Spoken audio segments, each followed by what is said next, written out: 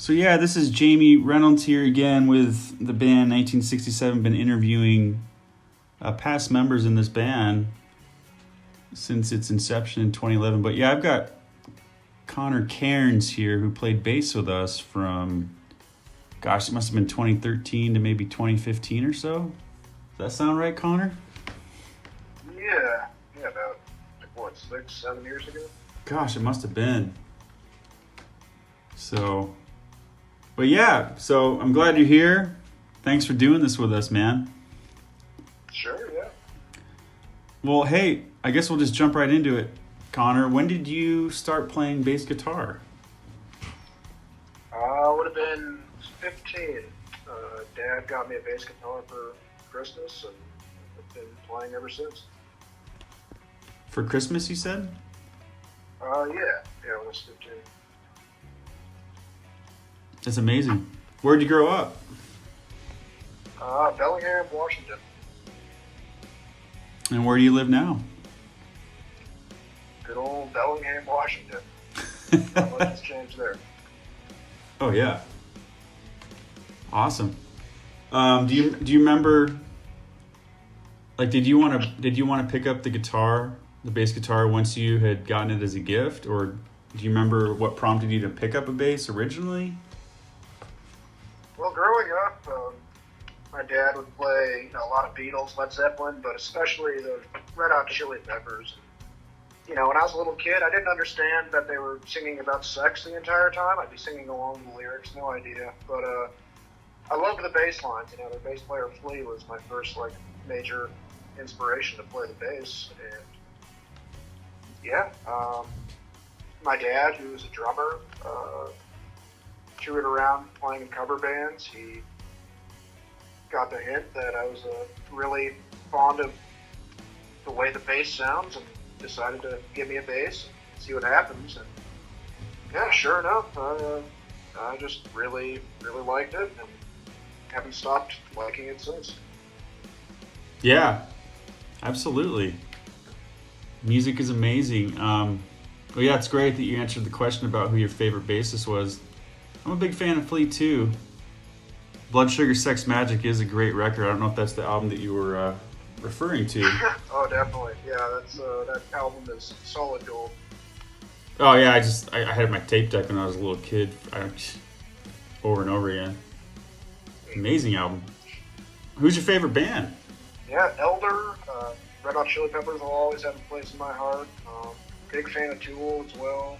A lot of stuff in the 90s, especially, in the Seattle area.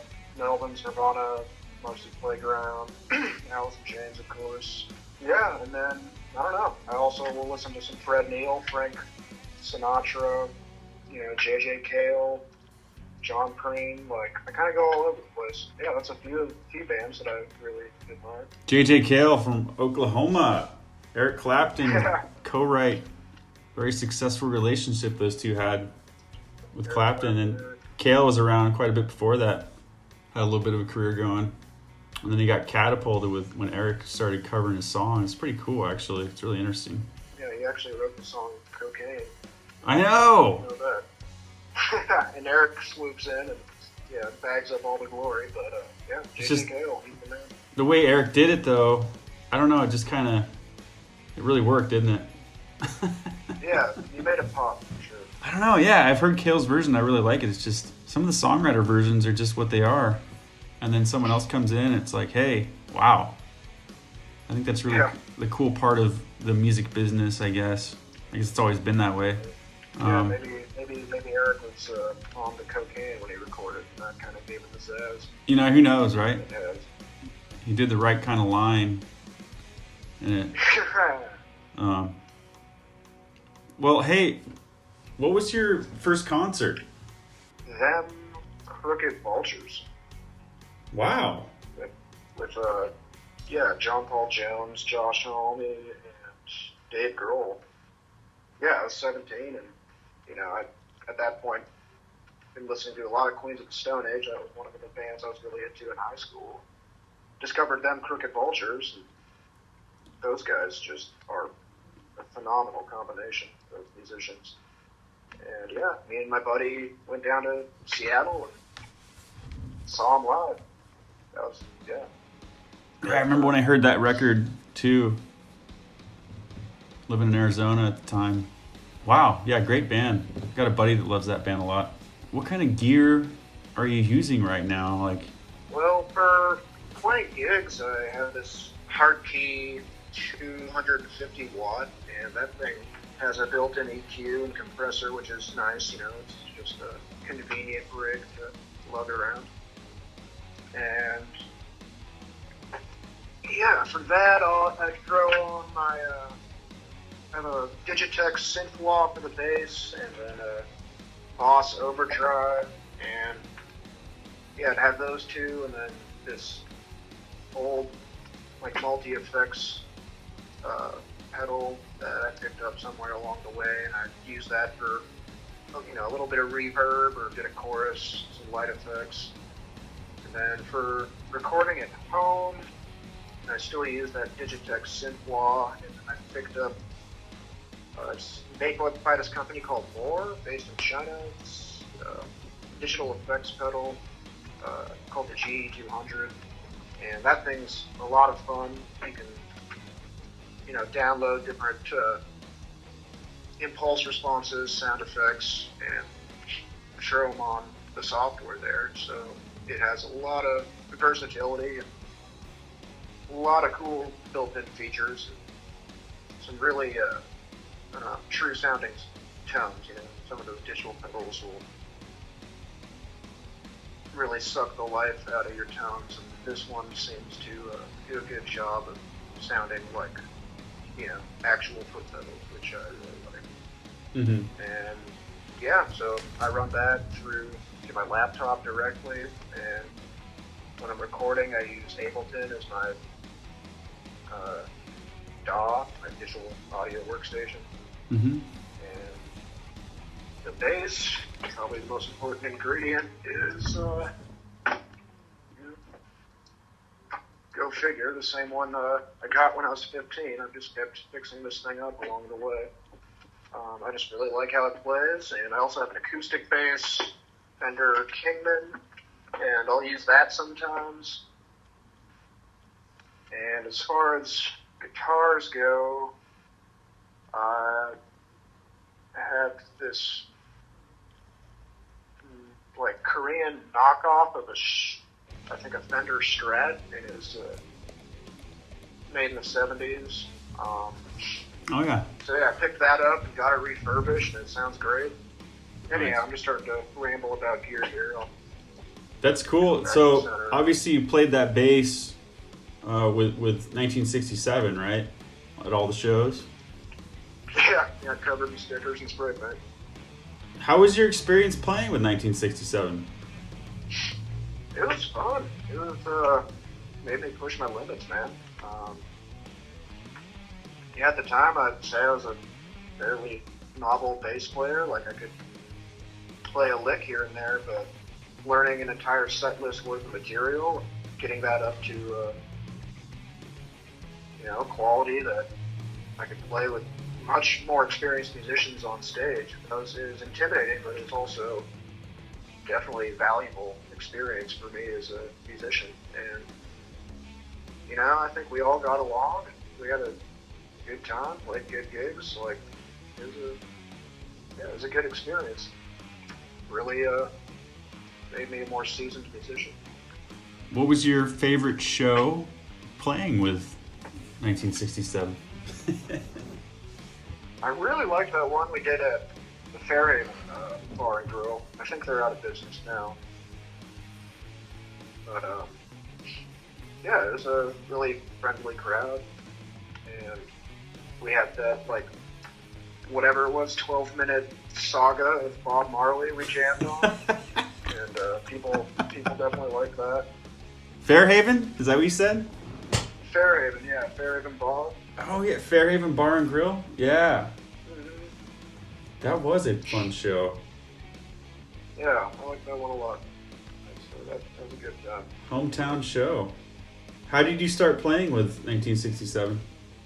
I first saw you guys at the Cabin Tavern in Bellingham. I must have been about 21, so probably a year before I joined the band. And you guys just played these like killer covers of Pink Floyd. I think Saul was on a 5-string bass at the time. You guys were a 3-piece. Yeah, you did like a killer Pink Floyd cover and a killer Alice in Chains cover. And I'm like, holy crap, these guys are awesome.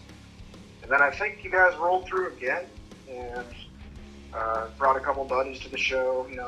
Kept an eye out for when you guys might come through next. And after the show, I was like, hey man, if you ever need a bassist, here's my number. And you're like, oh, okay. And then, like, sure enough, a couple weeks later, you got a hold of me. I remember the audition was at the gazebo at Elizabeth Park in Bellingham. Yeah, we didn't plug in. Like, we just, brought our electrics and played outside. I remember that. It's probably the most unique audition I've ever done. Yeah, I like how informal it was. So tell us the story of kind of where you were when you received the call to start jamming with 1967. I honestly don't remember where I was, but what I do remember, got a hold of me and you're like, all right, we have a show in 3 days and I need you to learn 2.5 hours worth of material. And I was like, oh boy. So for the next 2 days after that phone call, I crunched and learned as best I could. And I'd say I BS'd about half the bass lines on stage, but it still seemed to work out. People had a good time, and it was a lot of fun. Yeah, I agree. Where do you remember rehearsing? Well, we go down to Garage, I believe. Oh, the house in Mount Vernon. Yeah, I think that was our main practice space. A lot of it was like we'd all learn the songs, on our own time, and then come together and get everything to click. Who was in the band lineup when you were playing with us? Well, we had you on guitar, vocals, and Nathan on guitar and vocals. Had a pretty cool dynamic where you trade off with like solos and leads and stuff. Robert on drums at Animal. Colin on drums. Forgot about him. I remember that name. All right, and what would be your favorite 1967 songs to play? I always had a lot of fun with the Folsom Prison. That Alice in Chains cover we would do is really great. A lot of fun to figure out the tones for. Yeah, I was a big fan of the originals that we would play in Drop D. I liked how heavy that felt. The names kind of escaped me on. Well, what did you enjoy most about performing live at that time with them? I mean, the adrenaline rush and, that edge of your seat, the whole thing could fall apart at any minute, but because you have each other's backs and you're all like on the same wavelength, you keep it together and you get through the material. Yeah, the thrill of it was probably what got me the most. Oh, yeah. What musical idol would you want to meet before you kick the bucket?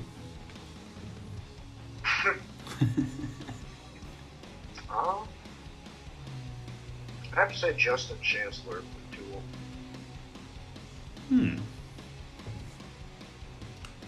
Yeah, he seems like a really cool guy in interviews.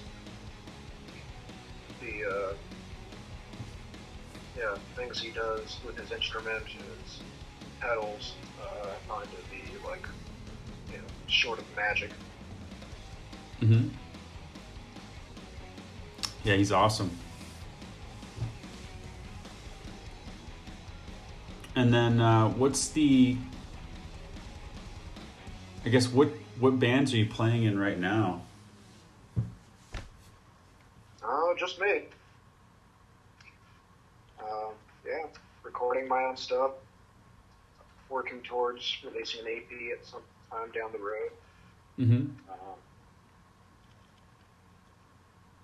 I'm talking with a couple drummers, and getting things set for recording percussion, and after that I think it'll be vocals, and debating whether or not I just want to do the vocals myself, or whether I'm going to find something else. Not sure yet. So yeah, a lot of stuff's up in the air, but besides playing music with a couple buddies here and there, not really anything as far as bands go. What's the name of this new project? Oh, I'm still working that out. What bands are you listening to right now? I've been listening to King Gizzard and the Lizard Wizard. Like, they're the coolest thing I've discovered since Ween. Like, they're super weird, super left field, really eclectic. I'd highly recommend the album Fishing for Fishes. It's pretty hard to have a bad day when you listen to that kind of. Yeah. Wow. And yeah, I've been listening to JJ Cale and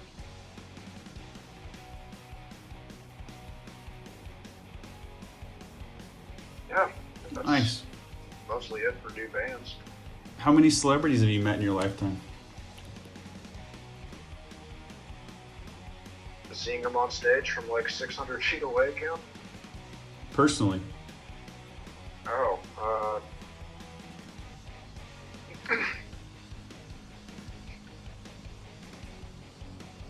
I don't know, when I was a kid, I met,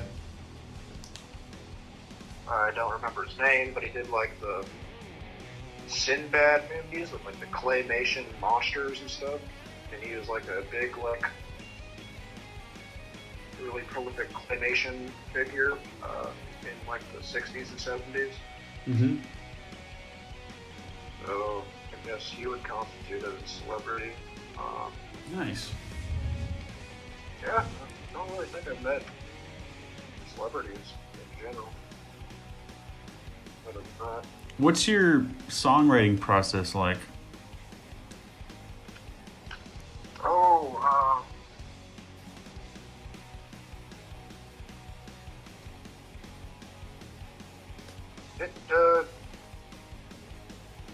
it varies, I suppose. It's very much like from the gut, you know, like a lot of times I'll be playing a riff that I like and I'll make a mistake, but that mistake will sometimes end up being like the best part of that riff if I like am receptive to it and then like figure out a way to implement, you know, that mistake. It can make it really like unique and give it the odd timing that I like to have in some of my material. You know, sometimes, you know, smoking weed is great, for me at least, when it comes to creating new parts, new stuff. Yeah, so sometimes I'll figure out something like really cool that I'll be like really stoked on, and I'll be like, holy shit, I'm a genius. And then like the next day I'll just hate it when I listen to it sober. But sometimes that the feel of it, that sense of discovery sticks with the part when I listen to it the next day, and that's generally how I know it's something that I want to keep, is if it, you know, makes me go like, you know, goddamn, Connor, like that's freaking cool. You know, if I'm able to feel like that about the riff, you know, over the course of a couple days or in different states of mind, like that's a good indicator that like that's a riff that I should keep going with. Oh yeah. Who do you think your music sounds like? Yeah, a lot of the people I've played it for, you know, it's in its developmental, or you know, it's in the early stages still. But they'd say it sounds like Tool, which I certainly don't take as an insult. You know, they're definitely an inspiration for me. But I'd say there's like a pretty broad range of influences that go into it. This band Elder is definitely an inspiration. Do you sing in the shower? No. No, I do not sing in the shower. Sometimes I'll sing in my car. Uh-huh. Not much of a shower singer. If you wanted to open for a show, like an opening slot, who would that be? In local context. context. The Human Automatus band that rolls through town once in a while, they're really, really cool. That'd be a band I'd be interested in opening for. They're totally off the wall. Elder, which I mentioned a couple minutes ago, that'd be another band I'd like to open for. You know, bands that I really, really, enjoy seeing that roll through my hometown. Oh yeah. Odd timing, experimental bands that are able to get weird but also sound good throughout. Oh yeah, I love that. Those are the kinds of bands I'd like to be in a lineup with. Exactly. Hey, what's the most useless talent you have? Most useless talent I have. What would you be doing right now if it wasn't for your music career? Making art of some kind, working on some other creative outlet, some other project. Oh yeah. I'm a person who definitely is driven to make stuff, so I feel like I would end up making something or other if it wasn't for music. Is your art or any other projects that you've worked on art-wise available to the public anywhere? Where could we find that? Yeah. I ran webcomics for a couple of years a while back. I like to sculpt occasionally. I go through phases. You can find all of that stuff on my Instagram. Connor _ NSFW. It's an acronym for not safe for work. Connor _ NSFW? Yeah. I know you've performed at a few venues in town in Bellingham, but where else have you performed? What are your favorite, what are your least favorite places that you've played? Didn't we play El Corazon in Seattle? Yeah. Yeah, I think we did. Yeah, gosh, there's a lot of fun little bars in, Anacortes or Mount Vernon, anywhere from here to Seattle that I've played at. It's hard to remember the name, but I really like, as far as venues go in town, like the Green Frog, Wild Buffalo, Shakedown. Those have been some of my favorite spots to play. Oh yeah. Shakedown's cool. Green Spot, they moved on, right? Mm-hmm. So crazy how they're replaced with Firefly, but I believe they're not. Shout out to the Honeymoon. They have awesome open mics and duos and triplets of acoustic musicians roll through and they'll play some really great folk, Celtic, bluegrass, you name it. They're a really great low-key outlet. Yeah, that was fun doing that open mic there. I remember that. That was cool. How do you feel the internet has impacted the music business? I think it's made music much more accessible, and I think it's underselling the musicians. Companies like Spotify are more or less vultures, vampires, if you will. They give the musicians a tiny fraction of the profit that they make off the musicians' music, and it seems that musicians are not really in a position to, say no to that kind of exposure, that profit. CDs, record sales, it's not, as far as I can tell, sustainable anymore for a musician. It's really about how many listens you get on the internet on varying streaming platforms. Right. That makes sense. If you could change anything about that industry right now, the music industry, what would it be? Yeah, rewrite some contracts, make so the musicians are getting the respect and resources they deserve for the work they do. For these companies that basically piggyback on their material. What's your favorite song to perform, out of anything, any band? Is there a really cool song that sticks out to you out of all the projects you've been involved with that you love performing live? Which one is it? The last band I was in was Dear Man, and we did a cover of The Pod, which was an absolute blast to get through. We spent months getting it to a point where we could play it live, and that was a really, really rewarding experience pulling that one off. What's the best advice you've ever been given? When you're overwhelmed or in a bad way, it's good to think about what's in your control and what's out of your control. It's a good way to simplify things. I think that's some very general advice that I've received, and that's valuable and apply to a lot of situations. It's a way to, see clearly again if you're within the thick of it. Last question. What's next for you? Oh, I'm just going to keep doing what I'm doing right now. I don't think there's too much next. It's just the ongoing process of getting this thing done. And yeah, it's a bridge I'll cross once I get there. For now, I'm going to focus on recording this album that I've been working. It's amazing. So we're gonna be able to find out about the album on the Instagram. Yeah, I think my plan at this point is to do an update every weekend or so, and that'll be on Facebook, Instagram. Okay. So yeah, I'll just keep on teasing you. Whoever is paying attention will see a 30-second clip meant to torture them, and then they'll have to wait a week. And that's going to be it until I figure out the rest of it. Yeah, that's great. Well, hey, we'd like to thank Connor Cairns for joining us on this interview. Thanks again, Connor, for allowing me to interview you, and I appreciate the time that you had in our band, 1967. That was a lot of fun, and it definitely was really valuable. But yeah, thanks again, Connor. Anything else you'd like to say to the public before we sign off here?